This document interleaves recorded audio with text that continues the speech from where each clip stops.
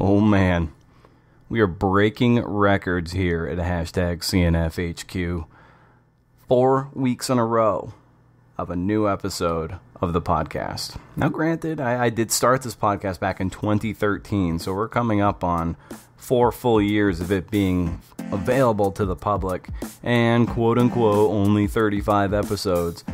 But it's still a big step in the consistency of the product, and this year it's something I'm real excited about, something I'm really leaning into, and I'm just trying to focus on maybe this one thing: promoting great writers, promoting great creators of nonfiction, whether that be filmmakers or baseball coaches, anyone who has their finger on some sort of pulse of nonfiction, creative nonfiction, narrative nonfiction. That grants you a stamp of the passport into hashtag CNFHQ. And we get to talk shop, which is always a lot of fun. And this week, episode 35, Sybil Baker. She's the author of Immigration Essays by C&R Press. It's too bad immigration isn't a very topical subject right now. It's just bad timing for Sybil. But in all seriousness, it's a wonderful collection of essays, a kick-ass book cover. So when you buy the book, I mean read it of course, but come on, let's buy it. Let's support our writers, support authors. It is just a great collection of work from a unique voice. And I think you'll find that when you listen to episode 35 with Sybil Baker. One last thing of housekeeping. If you think this episode will resonate with somebody, share it. Encourage people to subscribe so we can keep this thing going, so it doesn't feel like I'm just shouting out into the void. Though the void can be a good friend sometimes. All right, enough weirdness. Episode 35, Sybil Baker. Hit it. That's correct. You sound great. Fantastic. Well, that's very, very kind of you. So I finished up the essays, and before we get granular on that, I kind of wanted to get a sense of where do you turn to for inspiration? For fiction or nonfiction, would you say? We'll start with nonfiction. Okay. Well, actually, it's probably both the same. Actually, so I'll backtrack and say it's for both. Which is, it seems, each project that I've worked on is different, but definitely, place has definitely defined most of my writing in some way. So before this nonfiction book, I had 3 novels or novel and stories out, and those all take place in Asia because I lived in South Korea for 12 years and traveled around there. And so because that was the area I lived in, it wasn't me trying to write about something exotic. It was just where I lived. But it was a place I wanted to get to know better. And then with this immigration essays, and then I also have a novel coming out with C&R, which is finished, but we're just waiting. Obviously we don't want to release them at the same time. And that novel also takes place in Chattanooga and deals with some of the same themes as in the nonfiction. And I think that I didn't start writing about Chattanooga until about 5 or 6 years after I'd lived here. And it takes a little while for me to get that distance to write about a place. But I think that is definitely one of the things that kind of gets my inspiration. And then beyond that, sometimes like with my last novel that came out, it was a painting in a museum, and I started asking questions about the painting. There was 2 girls in there. And I just wanted to find out who they were, and that was how that novel started. That's interesting, because a lot of good magazine journalism sometimes comes out of that very question. Specifically thinking of like one of my heroes is John McPhee, and like one of my favorite books that he wrote was Oranges. I don't know if you've read that or heard of it. Yeah, but I'll definitely check it out. Yeah, it's a short little book, maybe 120 pages or so, give or take, and it's just about oranges and how the science of orange juice and the way the fruit had proliferated through history and how it's traveled around the world. So it's kind of like you like seeing this painting and asking questions and then going real deep into it. And there's ways you can do that through imagination and research, and other times just pure factual research. But it's always interesting to see where are those little kernels, and like how you go about popping them is pretty Sure. Cool. Yeah, I think that's a good way to put it. And I think most writers would agree that for me at least, writing is an act of discovery. So, we're asking questions and we're trying to discover something, hopefully, and in whatever way that is. And so, as you said, this thing about the oranges, or the book The Oranges, is a great example of that. Yeah, and yeah, exactly. It's that act of discovery is really what is the magnet that really draws us to the page in so many ways. And I wonder, at what point did you decide you wanted to take on writing as a vocation, and how did you go about cultivating that? That's a great question. I've been writing like a lot of people. I'm somebody who started writing almost as soon as I started reading, which was in first grade. And probably my happiest moment as a writer was in first grade, where our first grade teacher, she would give us paper and we would write little stories and draw pictures with them. And then she would go home, and this was back in the days of the typewriter, and she would then type them up, and then they would put them in a bound, we each had our own book. And she would type them up, and then you draw the pictures again, and then that would go in our library in first grade. And I was very competitive back then, and I wanted to have the most stories. And so I would go and kind of check who had more stories than me. And sad to say, I even plagiarized a story from one of my classmates because I enjoyed her so much. But there was just something, ever since then, I've always enjoyed writing. And I don't think it was really late in life that I actually thought about maybe being a teacher and being able to teach creative writing. I think mostly I came to it as I'm going to do something. There'll be a day job, and then I'll get my writing in, and I don't know what will ever happen to it, but it was just something that I always enjoyed. When you first started out, like, how did you define success, say, when you were in your 20s, and how did that evolve to the current day? I think that's a great question, and I think in my 20s, I don't think I thought about success. I was writing, but I wasn't getting a lot published, and of course, this was. I didn't really know a lot about how to send stuff out and get it back. And this was before, again, the internet, where it's much easier to go online. If you can go to Submittable and find places to send stuff out. And so I think at that point I was just trying to learn how to express myself and be a writer.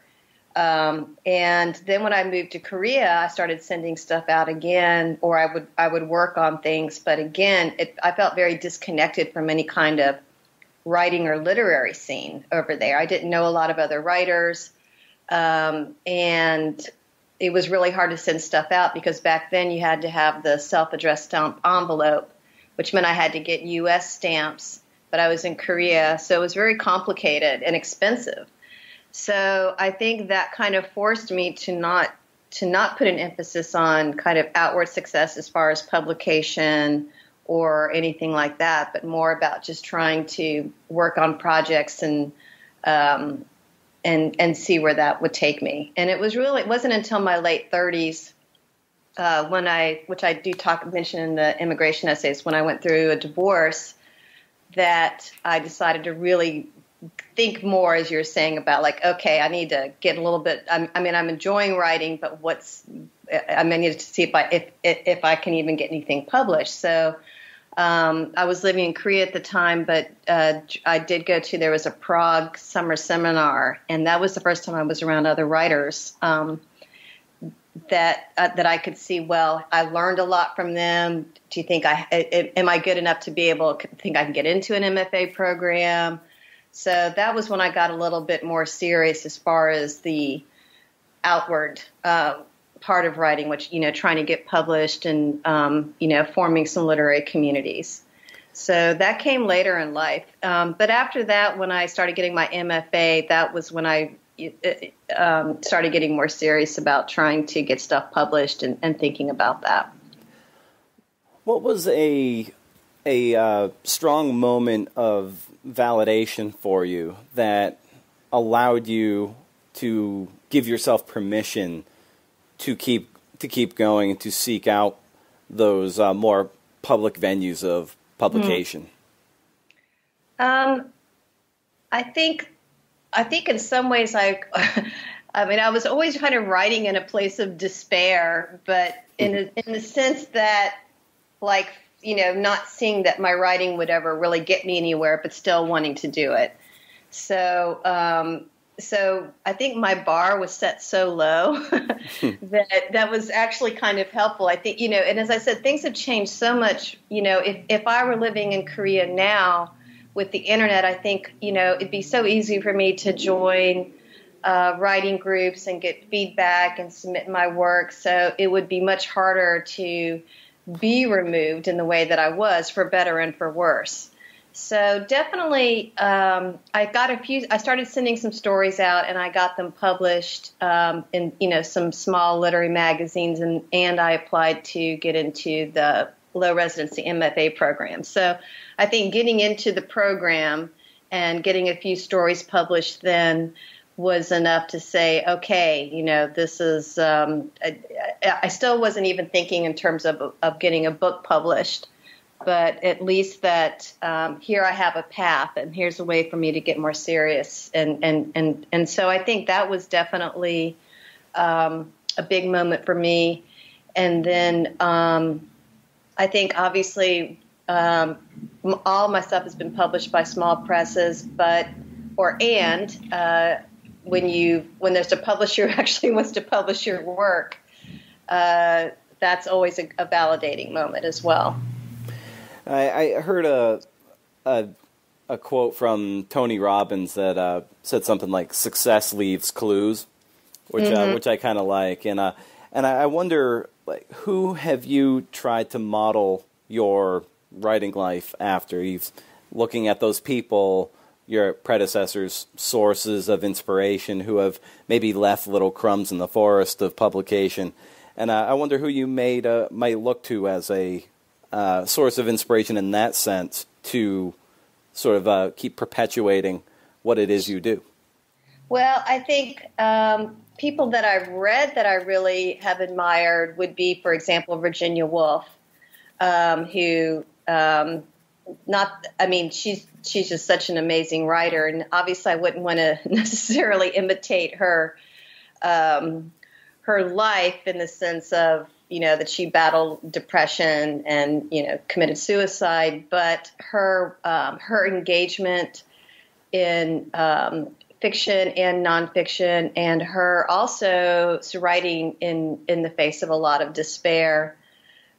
She's just, she's a great role model. And then I have a lot of, another one that in my 20s, I really loved Simone de Beauvoir. So I think when you're, some of the role models I was looking for were women writers who were maybe engaged in life in not in traditional ways. These were, I'm married, but I don't have kids, and that was by choice. And some other writers who have lived that way and seemed happy about it, and then looking at their work and how they're engaging the world in a lot of different ways. And writers that are alive. I have a lot of people who are inspiration to me. And again, just from the women writers, there's certainly lots of male writers as well. But one of my mentors at Vermont College is a writer named Shu Si. And she is she's an American citizen, but she grew up in Hong Kong. Mm-hmm. And I used to teach in an MFA low residency program in Hong Kong, and she was the director of that. And she was one of my mentors at Vermont College, and I still consider her a mentor. She's a little bit older than me and has just written, she's been a prolific writer and writes in fiction and nonfiction, and is also really interested in kind of the transnational novels. She's traveled a lot, and so a lot of her interests have intersected with mine, and I've really admired the way she's kind of lived her life, straddling some different continents, and also being a great teacher and a great inspiration to people. Do you find that writers that you admired, say in your 20s and early 30s, are still people you turn to, or have your tastes changed over your career and as you've focused more on your writing, fiction, nonfiction, otherwise? I think I'm not.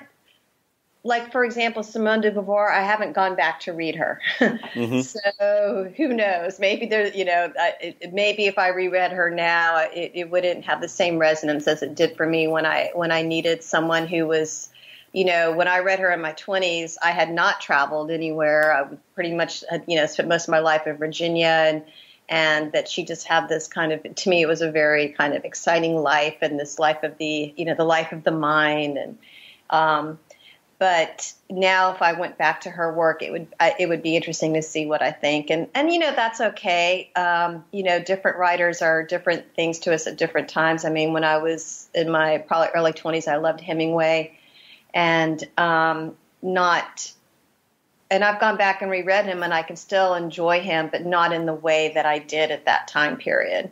And certainly, some writers, I think that I would have, if I tried to read them in my 20s, I would not have enjoyed them. Like Jane Austen, for example. I avoided Jane Austen for a long time. I just thought there's no way I'm going to be interested in her. And only maybe about 10 years ago did I start reading her and just loved her.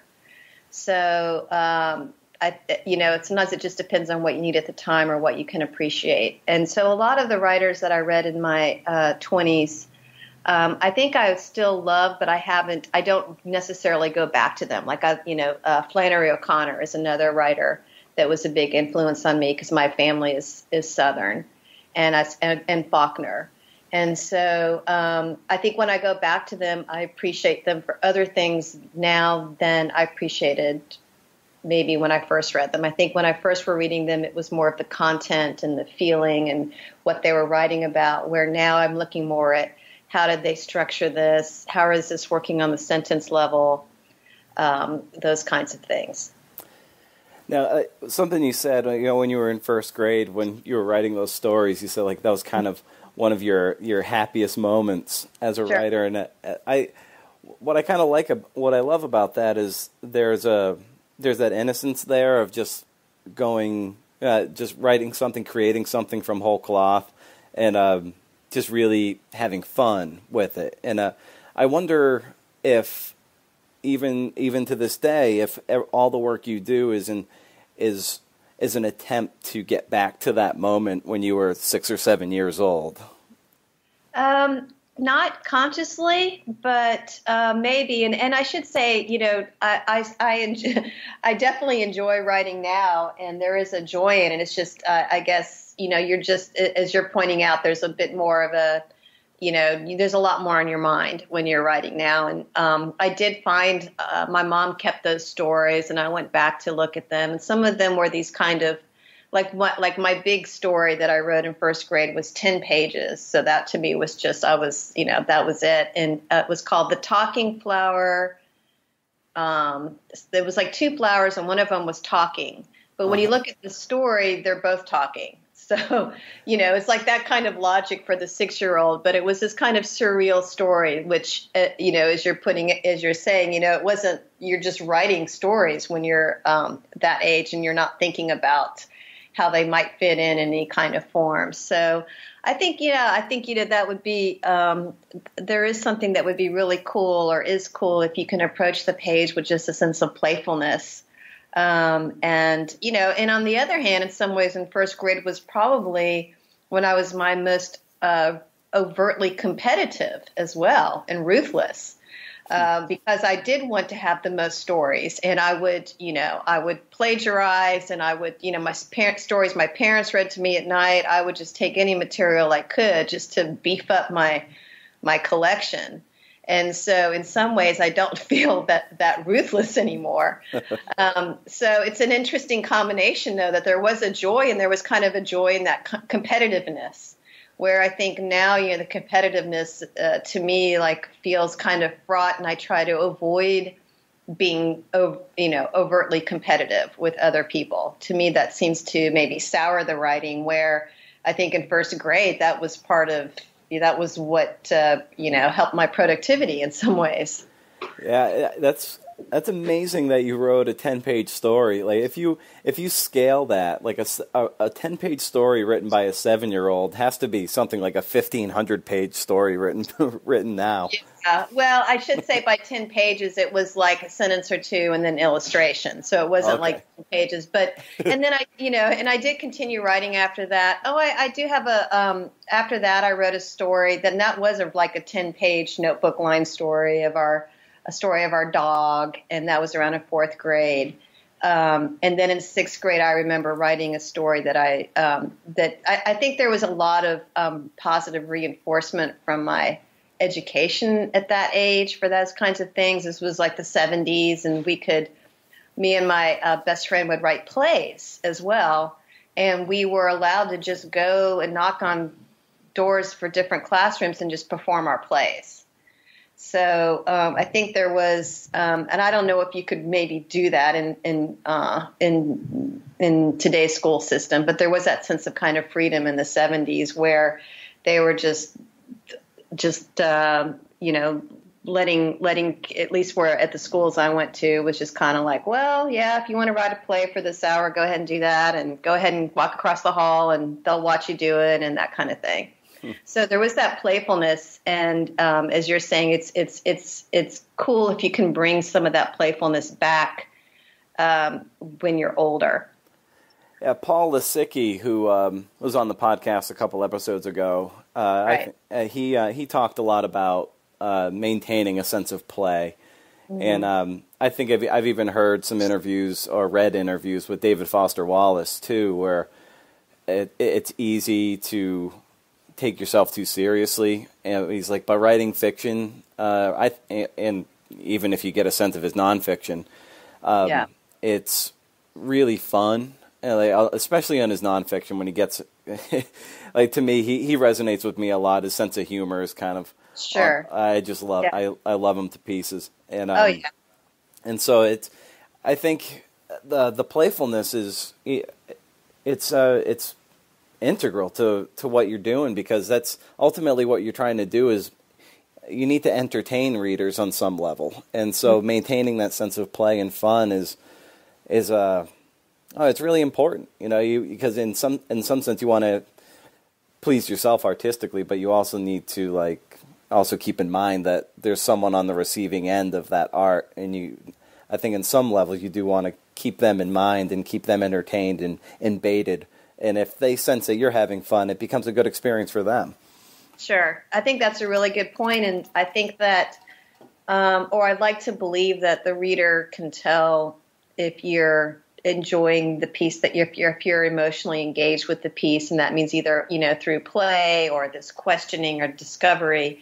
And if you're not, and if you're just slogging through, I think that eventually, as technically good as it may seem, I think the readers can sense that. And, the piece isn't as alive as it was. And I just saw on Facebook, Michael Martone, who writes a lot of fiction and nonfiction, wrote something. He says, I'm less interested in getting better or worse, but more about just being different with my writing. And I thought that was a useful thing to ponder, that, instead of just saying, oh, well, my next work has to be better than the last one, or, oh, gee, am I slipping? Is it not as good? It's like, well, let me just think more horizontally let me just do a move here and try something different. And it's not necessarily better or worse. And so I thought that was an interesting thing to think about too.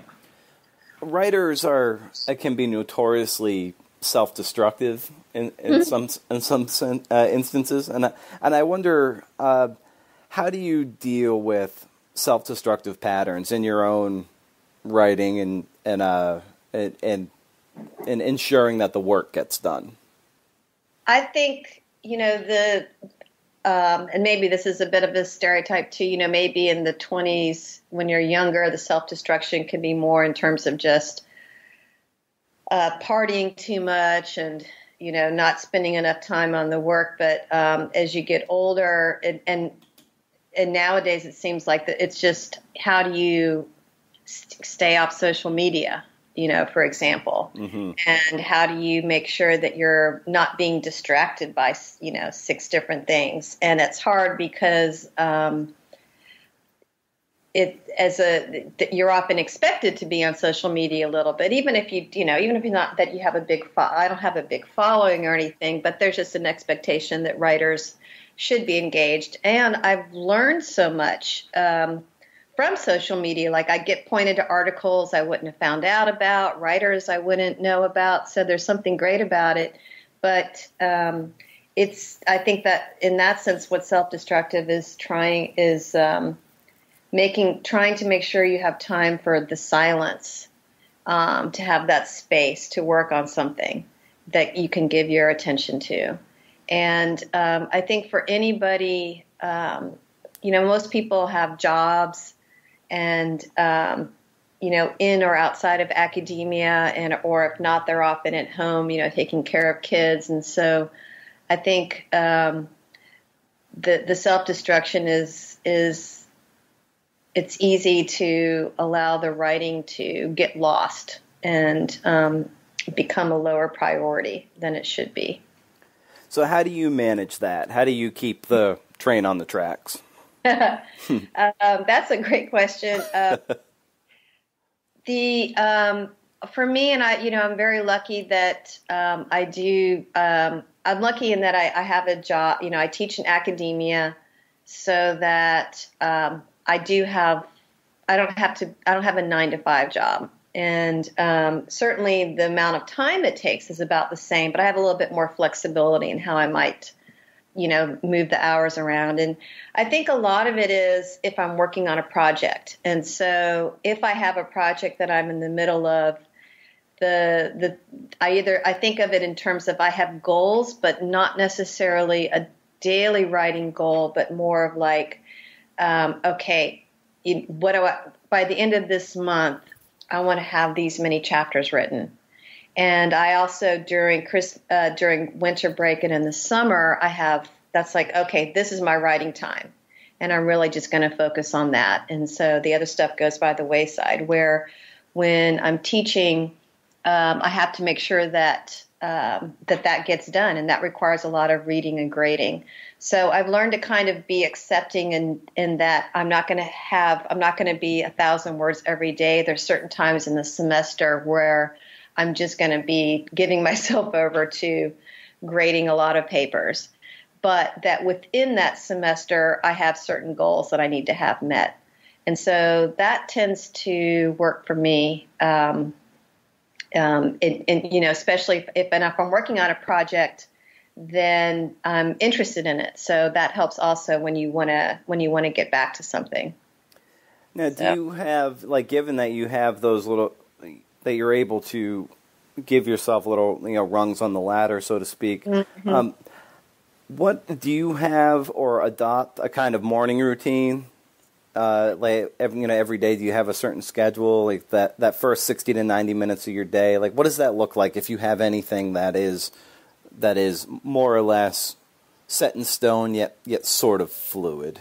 Yeah, I've been reading a lot of books about habits of artists that a lot of them tend to be morning people. So are you a morning person? Is that your routine? Yeah, I'm definitively and unapologetically a morning person. My brain shuts off around dinner time. There's no way I can get anything resembling construction done Yeah.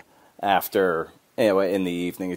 I've tried, it does not happen. But that's great that you know that. And I've often recommended, like I'm teaching a novel writing class this semester, and and that is in that class they do have to get a certain number of words done every week. The shitty first draft. Mm-hmm.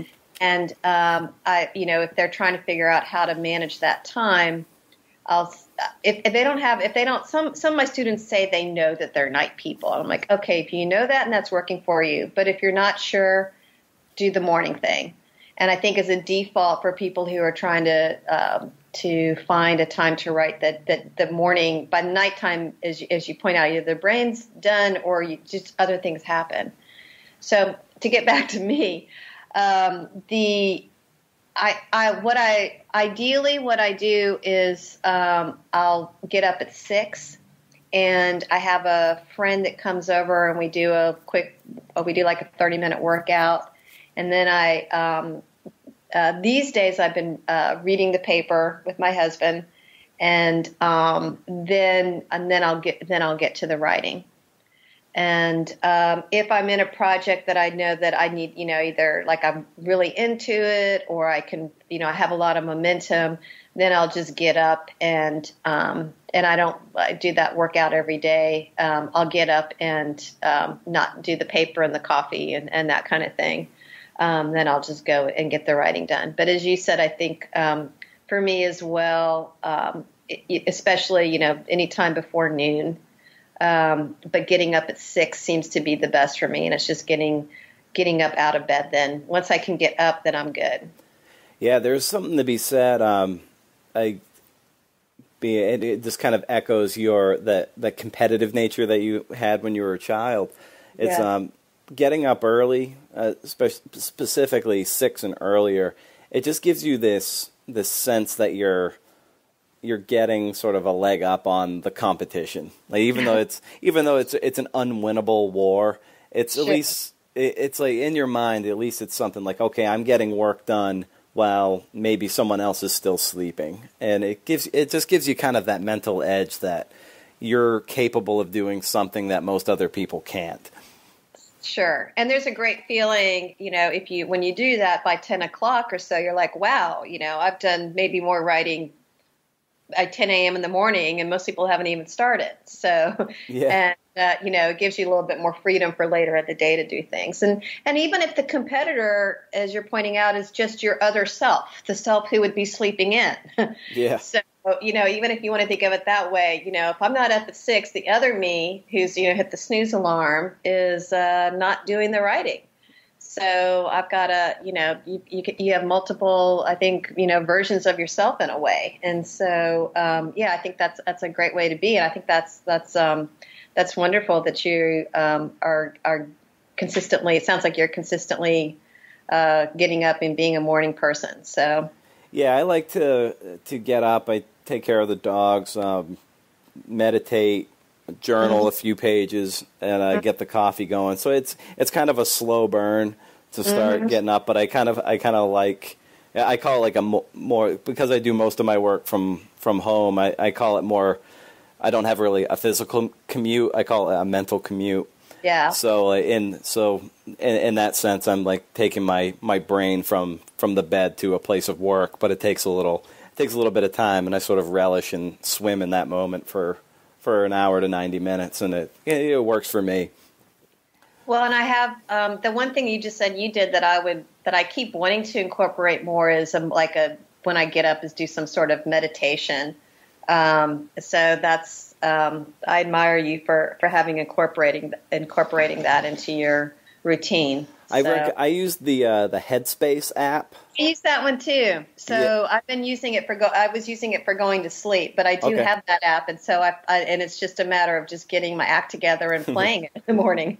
Yeah. I did the Take 10 for a while. I just did that on a loop for maybe a month and a half because I was a little bit gun shy to buy into a subscription, and I was like, all right, if you can do this for 30 or 40 days in a row on a loop, then you've proven to yourself that you can spend the $100 for the year, and and that unlocks the whole library, which is pretty cool. And Yeah.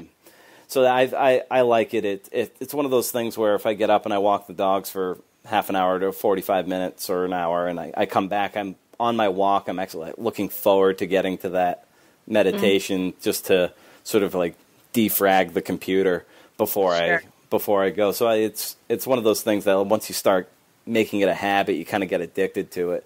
Yeah. And, I still have like a monkey brain that's all over the place, but it definitely helps, and I definitely recommend it. Yeah, so that's great that you have that app and have access to that tool, because I think it's very valuable once you really lean into it.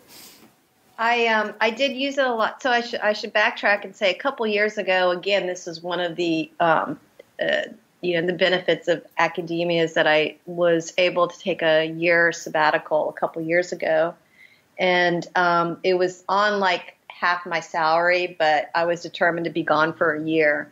And my, which I guess is mentioned in the essay collection, my brother, my sister-in-law is Turkish, and they live in Turkey, and they were able to help me get a visiting professor position for a semester in Cyprus.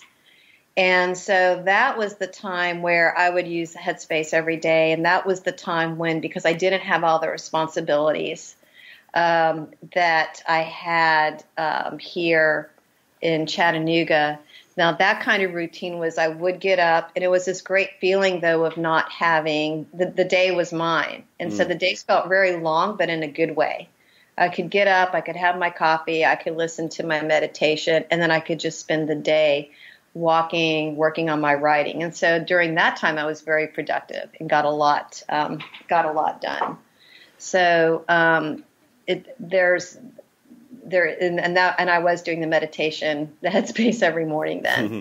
So that was cool. How much time of the writing process do you give to just thinking about what it is you're writing about? Not necessarily being down and butt in the chair in front of the computer or right in front of a notebook, but just stewing over it and like just putting pieces together, just meditating on an idea. Like, to what extent or what fraction of your writing process is devoted to just the thinking? I think a lot, and I suspect I think that I'm sure you're the same way. Most writers, it's just in the back of the head, especially if you're having problems or trying to work something out, or ideas, even if it's like, what's the next thing I'm going to write? So I think there's a lot, for me at least, a lot of thinking or composition goes in my head before I sit down and write. So it looks like when I sit down, it's like I can write. I usually don't have that so-called writer's block in that sense, but that's because I've been thinking about it a lot beforehand. And I suspect a lot of writers are that way, unless maybe they're journaling, and maybe that's the way they think through things. Do you carry a notebook around with you all the time in case you get that little spark and you don't want to forget it? I've tried. Sometimes I do, but then I always lose the notebook. So I have a look, I'll like find something, and I've got, 6 random notes on it from when I had it. And so, and I know people that do it. I've always admired that. And I think that's pretty cool. But I think, and I try to write stuff down, either in a little notebook or my phone, but I don't do it enough. And I think I guess I'm more of an impressionistic writer. So the things that I write about are things that have tended to stay with me for a long time. And those are, again, I think it was Patricia Henley, who was, she's a writer who was one of my teachers at Vermont College. She always said, think about writing about your obsessions. And obsessions may be too strong of a word, but what is it? Where is your energy taking you for that day? And so she, and I have my students do this sometimes, to write a list of what's on your mind right now. And it could be something just like, I'm really craving some ice cream, to, my father's death 5 years ago, and writing those down and thinking about where your obsessions or your energy, I think, can really help you figure out what to write about. And in that sense, the note taking is nice in the sense that I think it allows people to have a lot of details and to write those descriptions that you're going to forget. But I think even more important is what is the thing that you're going to remember even if you don't write it down. Mm. So as you're someone who's logged an incredible amount of frequent flyer miles, no doubt. I wonder what might be one of your most memorable experiences overseas. I think so. I think I mentioned this a little bit earlier. My family, we did take vacations, but my dad had 2 weeks vacation. We went in a camper because we couldn't afford to fly and stay in hotels. And that was fun. You still get the idea that you're moving and you're going somewhere and you're seeing new things. And I really didn't start traveling a lot until I was 30, which was when I moved abroad to Korea. And so I wasn't from this big jet setter family or anything. But and so because of that, I would say my travels in my 30s was when I was really, first traveling a lot into places that were very different.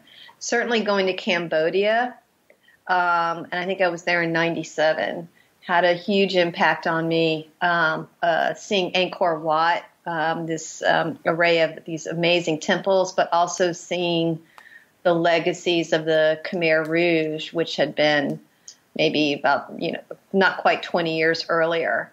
And, I think just seeing, there was something very haunting about that place for me that has stayed with me. And then, the other ones that have a big impact on me are places where I know people. So, Turkey, I've been there many times. So because of that, I've gotten to see it in different layers, and I get to go and see places that I might not if I were just traveling.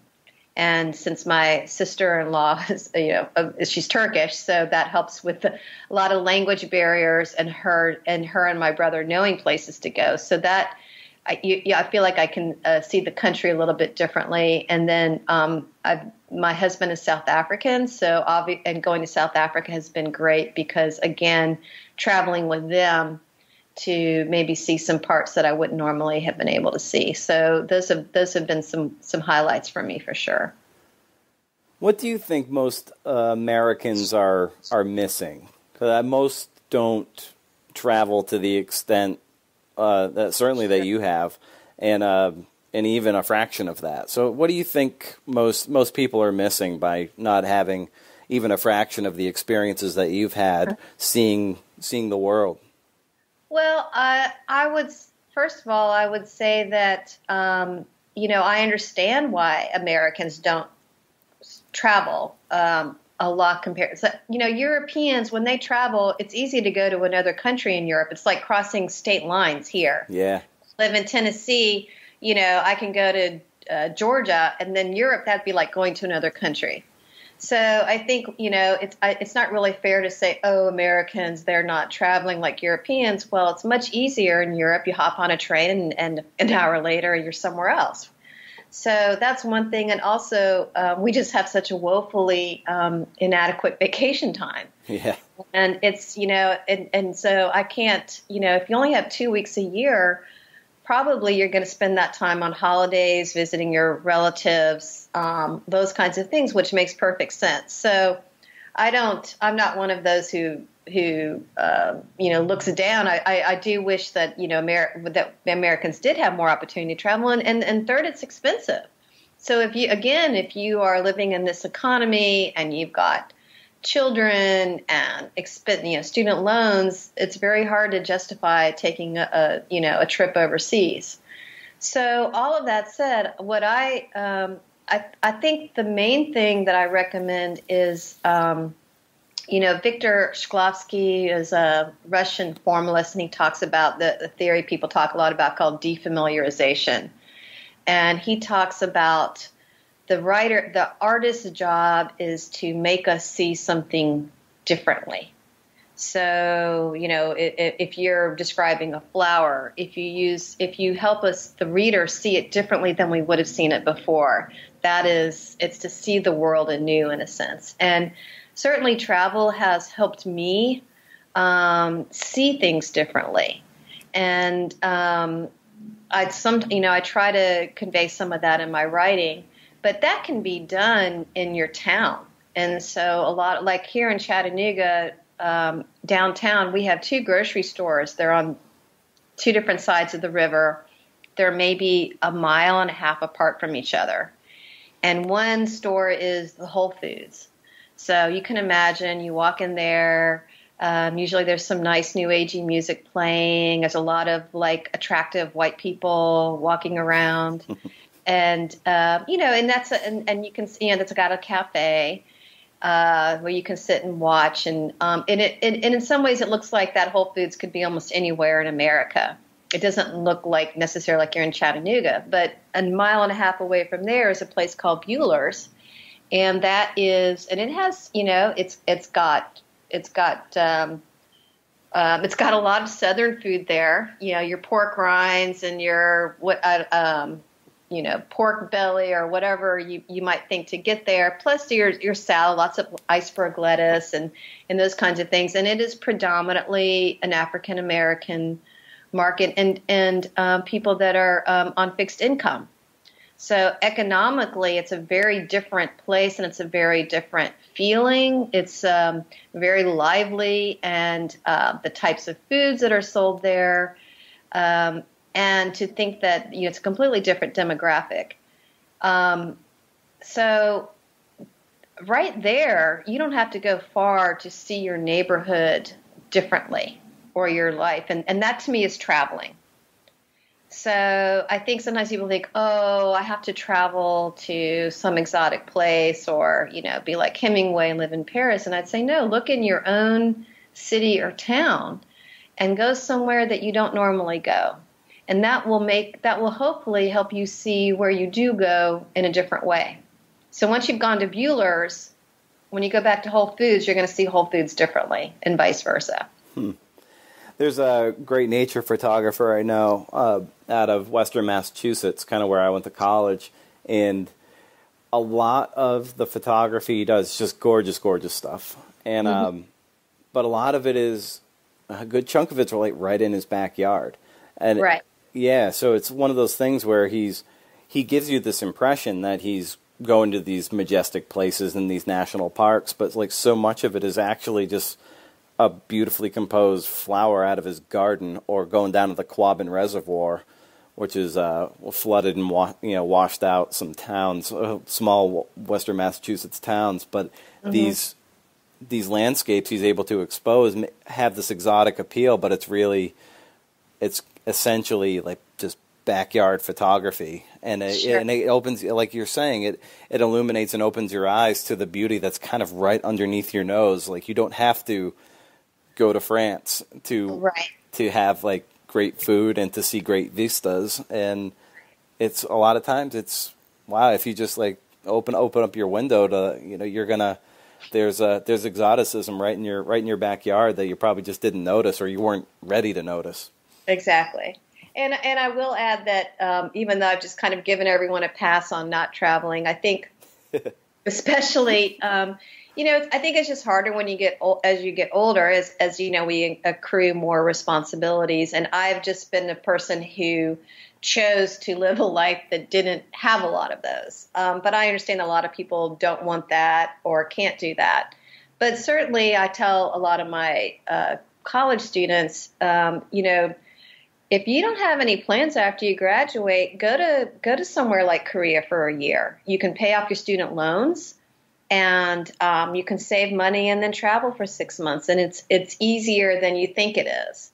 And so before I travel abroad, I thought it was like going to be hard. Like, oh my gosh, how is this going to happen? Especially in a place like Asia where you're like, well, I don't know the language. But I think one of the things I will say for people who want to travel is that it's not as hard as you think it's going to be. And it gets easier each time you go. So don't let kind of a fear keep you away from that if you're able to make that happen. So a lot of these themes you're talking about are emerge in your immigration essays, and I wonder what was your inspiration to start compiling these types of stories of outsiders coming in and then and insiders looking out to the world. I think this book, because it's a book of essays, and I've been primarily a fiction writer. I have written essays that have been published of different, some of them are critical reviews. I've had an essay on actually expatriate literature in the Writer's Chronicle, but I've never thought of myself as a nonfiction writer. And this, I think, as I kind of mentioned in the beginning of the book, this came about through a grant. And really, I had no idea what I was doing, and I still feel like definitely a newbie or a beginner in the nonfiction genre, I guess. And I really admire a lot of writers who do it. And so what happened was this really was a long process for me, probably longer than the short book shows, because I just had no idea what I was doing. And it started off where basically what happened was I got a grant. So if you get a grant, then you're like, great, I got a grant. Oh, wait, now I actually have to do something. Yeah. So, and originally the original grant was supposed to be writing about unheard voices in Chattanooga, which I was very interested in. But I was originally just going to interview people and write their stories, maybe be kind of a ghostwriter. And then that was a bit overwhelming as I started finding out there was lots of people I could interview. So I thought, well, let me focus on refugees, which I had an interest in because of my travels. And so that was how it started. And I interviewed these refugees and I wrote their stories, and through no fault of their own, because their stories were fascinating, they felt kind of flat. I just obviously didn't have the skills to tell their stories in a real interesting fashion. And so that forced me to think about how I could tell their stories. I started bringing in more literature, and what people were telling me was you need to bring some more of yourself in, because I was not bringing myself in the essays. And so that's when they became a bit more of the hybrid of a lot of the personal essays in there. So I think the essay started from that. And then in a very early version of the essays, which were not that good and very much rewritten, but the previous editor of this press, Chad Prevost, read the essays, and he says, well, there's a lot of, maybe you should do some more stuff with Chattanooga in the South. And, especially considering you've got this Southern, your whole family's Southern. And so that was when I began to explore that aspect. So each one became a different thread, just kept adding on. And then I was on sabbatical, and that was when I was doing the traveling around with the reverse migration route. And those, that the Syrian refugee and that crisis were essays that came out of that. And I didn't know that was going to happen. And so it was very much an unplanned evolution of the essays. And but it did go back to kind of what I was interested in and me trying to explore and understand maybe how these things might tie together. Now, in reading it, I kind of got a sense, and correct me if I'm wrong, that there was a little bit of a sense of guilt, like maybe that you were having certain freedoms that other people just weren't afforded them. There's an instance where you're traveling, you're able to cross certain borders, but other people can't. You're traveling, just in various places on a certain date, and like you footnote it that there was some, major attack across the globe and so forth. So you kind of get this sense, at least I got a sense that it was like, these are little things that are hanging over your head that while you're getting to experience these things and maybe have certain privileges that aren't afforded to other people, that maybe you were kind of riddled with a little bit of that guilt. And I wonder if, if I'm off base, tell me, but I wonder if that's true, how you process that through the writing. Yeah. No, I think that's very true. And I don't think that guilt is a bad thing. Sometimes it's just to me, and then that is one of the benefits of traveling, is being aware of your position in the world. And, I think the opening, the function of freedom is to free someone else is the Toni Morrison quote I used to start the book. And so to me, it's not, if you just feel guilty, that doesn't do a lot. But if you can see that, I've had a lot of great advantages or possibilities, and that's really cool. And I don't want to, if you just sit and feel guilty about them, that doesn't help anyone. Yeah. But how can I maybe use this to expand my own outlook on the world and to maybe help other people? And I do. And this was something that came to me when I was writing, because I had not thought about it a lot, but more toward the end, which is this idea of kind of personal reparations. And, I tried to keep a lot of the politically charged words out of the collection, because I feel like at this point they don't really help conversation. I don't think I use the word like privilege that much in there, although I sort of talk about it in a way. But I feel like as soon as you say, white privilege, people already have their feelings about that, and it kind of shuts down the discussion rather than enhances it. So, and I know reparations is one of those words. So I tried to talk about it more in terms of my personal, for me, doing some sort of personal reparations is good for me. So it's not just about guilt, but this is something that helps me heal, to be a better person, and expands my own way of seeing the world. So, there's no doubt that, I talk about my father. He was,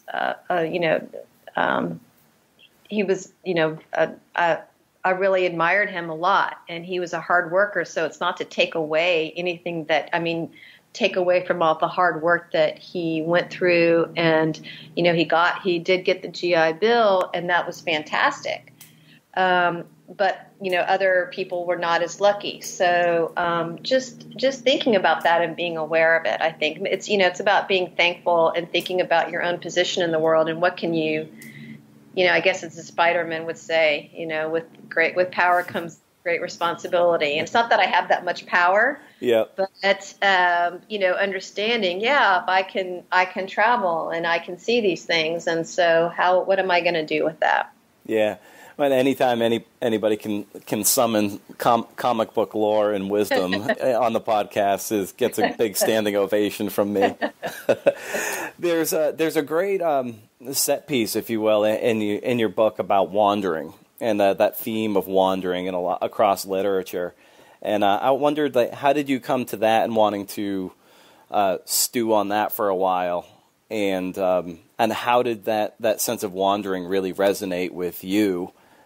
You in your life, and then when you saw that theme emerge through countless works of literature. And it's something that, I'm still really interested in. I feel like a lot more can be written about it, because that is a word people use a lot that has a lot of different meanings. And the way that came to me, it's one of the few pieces I think that came directly from teaching. I do teach Western humanities to freshman students, and we were in that semester we were reading Paradise Lost, we were reading Jane Eyre and Jane Austen, and I think it was when I was researching Paradise Lost that I ran across this thing about Eve and wandering, and I found that so interesting. And then as we were reading the other books that semester, that word just kept popping up, and I just started circling it. And I thought, I want to write something about this at some point. And that was kind of how it started. And then, so then I added some more books I love the, Sheltering Sky. And I had just read Nell Zink, and I just started seeing, this is something about women and wandering that to me is going on in this literature, and how can I relate that to my own life and what that means. So that was the one essay with definitely with the literary connections, and then the other essay was also a little bit about wandering, and that was again reading about essays and talking about how do we define, I would say maybe wanderers in the sense of expatriates and exiles, and what does that mean? And there's wandering of the brain, and there's the wandering of the mind, and there's the wandering of the body, and is it seen in a negative way or a positive way? So it's just something that's I find very interesting, and that was started from this class when I was teaching these texts and started noticing these connections there. And when you were writing this book and then putting a bow on it, obviously, like what's a big takeaway that you're hoping people get out of this book? I would just like more people to have conversations about some of the things I'm writing about. So I think even still, especially in this election cycle, it seems like a lot of these topics like refugees, immigration, traveling, race, these just seem to be things that people are talking about. And so I don't necessarily want people to come away feeling a certain way or having a certain belief, but more about, oh, wow, I didn't think about this before, or maybe this is a conversation I'd like to continue or have with someone. Great. And I think that might be a wonderful place to wrap our conversation up on. One last thing, Sybil. Where can people find you online to find more about your work and engage with you, in this increasingly interconnected world of artists and writers? You could. I'm on Twitter with just my name, Sybil Baker. Facebook, same thing, and then my website is sybilbaker.net. So those are all three places you can find me. Fantastic. Well, the name of the book is Immigration Essays. And, thank you so much, Sybil, for coming on the podcast. And we'll have to keep in touch down the road for sure. Okay. Well, thank you. I appreciate it. You're very welcome. Thank you so much. Okay. Take care. Bye.